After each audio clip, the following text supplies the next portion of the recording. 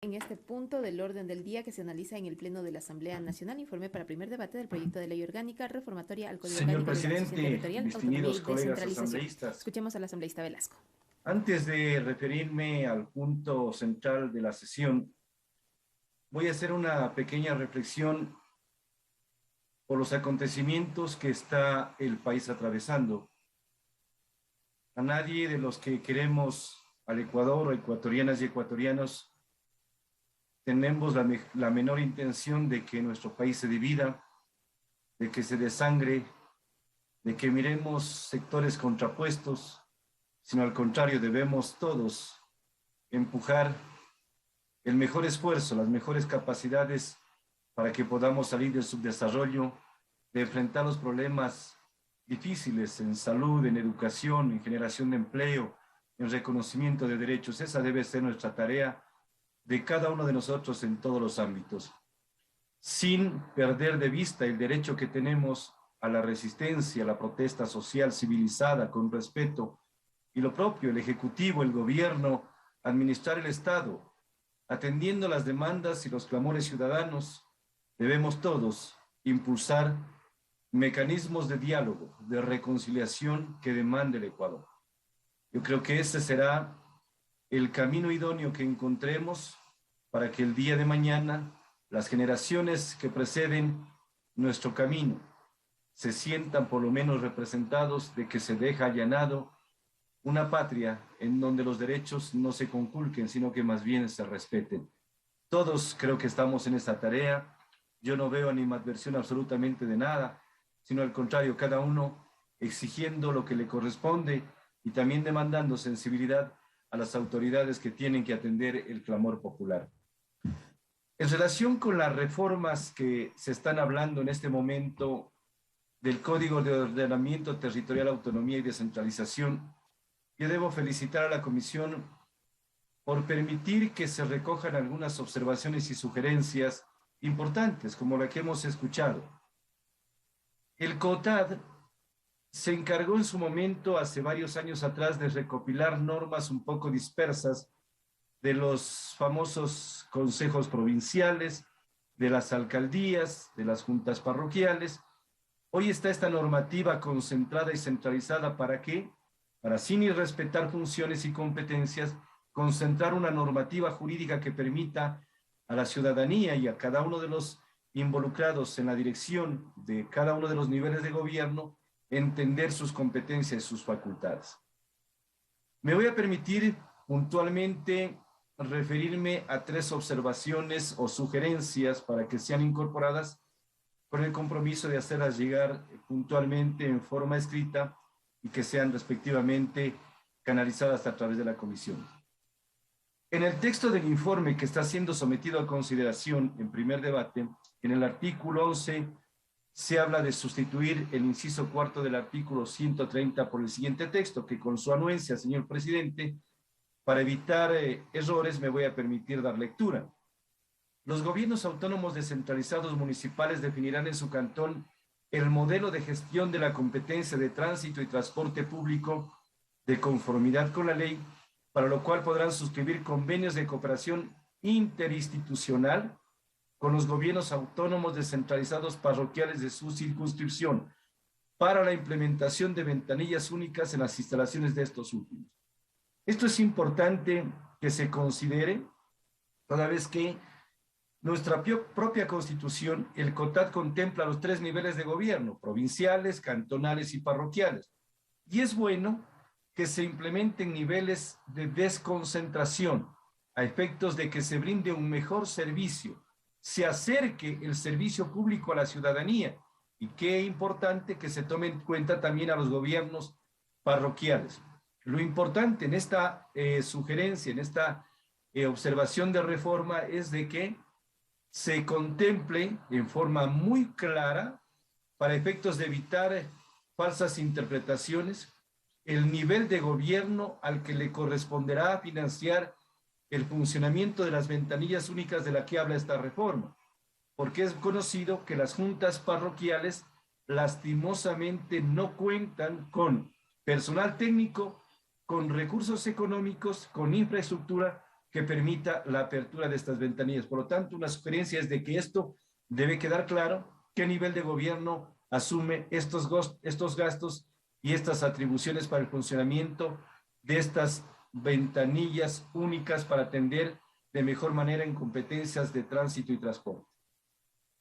En la segunda observación, el artículo 14,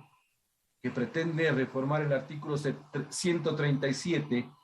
después del inciso tercero, habla de que la ejecución de las competencias, los gobiernos autónomos descentralizados municipales podrán establecer mancomunamientos o convenios de cooperación interinstitucional conforme a los lineamientos determinados por el Consejo Nacional de Competencias y el Ministerio del Ambiente. Esto se refiere fundamentalmente al tema de saneamiento y abastecimiento del servicio de agua potable. Y es importante considerar que los recursos hídricos no nacen ni recorren solamente por una misma circunscripción territorial, llámese provincial o cantonal. Y qué bueno que este tipo de mancomunamientos o mancomunidades, hermanamientos, pretendan precisamente que se abastezcan o se beneficien dos circunscripciones territoriales que estén continuas, y en base a eso se establecerán mecanismos técnicos para una retribución o compensación. Pero hay que considerar aquí la observación que estamos haciendo quienes vivimos en poblaciones fronterizas, con la experiencia que hemos tenido de estar administrando generosamente por encargo popular gobierno municipal. Miramos que también hay cuencas hidrográficas, recursos hídricos que se comparten con, diríamos, con países vecinos. En ese sentido, es importante que se incluya dentro de esta reforma también no solamente el tema de la mancomunidad o del hermanamiento, sino también un tipo de cooperación transfronteriza, que de hecho existe y que debería mencionarse a efectos de que se haya una retribución a dos países que están en igualdad compartiendo, por ejemplo, el tema de corredores turísticos, cuencas y microcuencas hidrográficas, temas de identidad cultural. Esos temas son importantes que también se los incluya. Eso lo tenemos, por ejemplo, en la zona norte, lo vamos a tener en la zona amazónica, en la zona sur, con el Perú, en varias partes, y es importante que este tipo de aspectos sean considerados como cooperación transfronteriza también. Y el último tema muy puntual, dentro del informe se habla del artículo 16 que pretende agregarse a continuación del artículo 359, el artículo 359.1 que dispone de un régimen disciplinario, que los servidores de libre nombramiento y remoción de los gobiernos autónomos descentralizados que incumplieren obligaciones o contravinieren las disposiciones de esta ley, así como las leyes y normativas conexas, incurrirán en responsabilidad administrativa, la cual se sancionará disciplinariamente sin perjuicio de la acción civil o penal que pudiera originar el mismo hecho. La sanción administrativa se aplicará por orden de gravedad,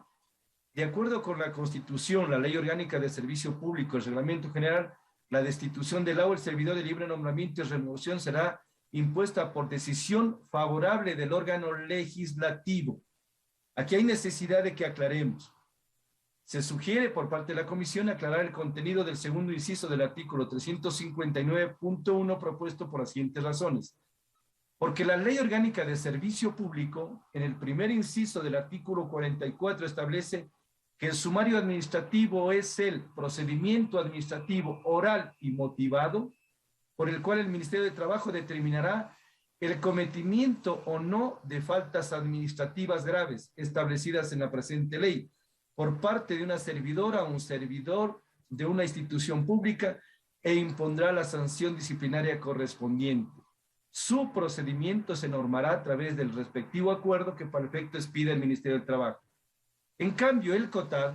en el artículo 359, al hablar de los servidores de libre nombramiento y remoción, indica que serán designados por la máxima autoridad ejecutiva del respectivo nivel de gobierno. Ojo,